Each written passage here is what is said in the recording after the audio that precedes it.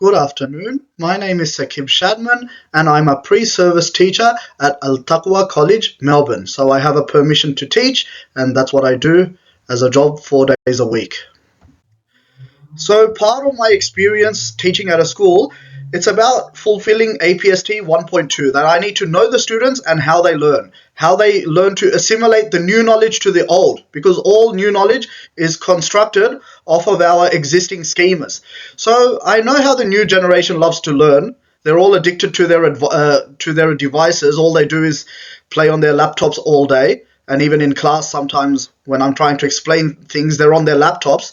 So and they're not focused, they're off task. So why not tailor my lesson so that it suits their preferences? So that's where digital learning comes in. Because the new generation is so great with their laptops and with their devices, let's make it so that learning is centered around the digital sphere.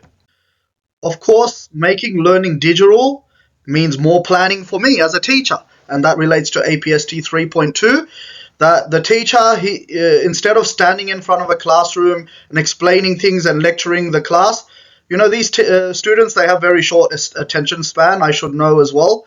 I'm part of the previous generation, but I have the same issue. So you've got to make sure the lesson is engaging. What I find is that when you give students work to do that is relevant, that connects the theory to real world knowledge, then that's how they learn effectively. That's how they engage and they realize that this knowledge is important. For example, if I'm teaching humanities, I think in grade 7 we learn about water in the world. That's one of the units according to the Australian curriculum, the latest version. So when we talk about water in the world and livability, for example, we teach them that people like to live close to water. Why? And then it relates to their real lives that, oh, okay, students are like, I like to live next to water because then, there's more water to drink and, wash my car and water my garden. And, so it's all related to their real life experiences. And, living next to water is fun and it's good for industries who rely on water. That,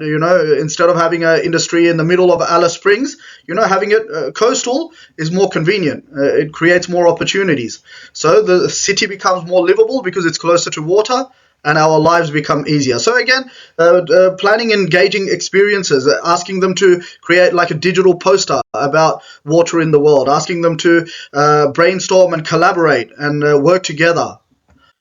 Students, they love to learn according to their experiences. So making learning connected to their experiences, when it comes to digital learning, we can make it collaborative. We can get the students to do a group presentation through Canva. We can get them to do a group video and edit it through CapCut. We can make them do all sorts of things using digital tools. And this is something that they're interested in and they're more likely to engage as a result. Thus, when we make students do hands-on activities, they're the ones learning, I'm the one facilitating and acting as a guide rather than a lecturer. It really gives students a sense of agency where they become active participants in their learning rather than passive recipients.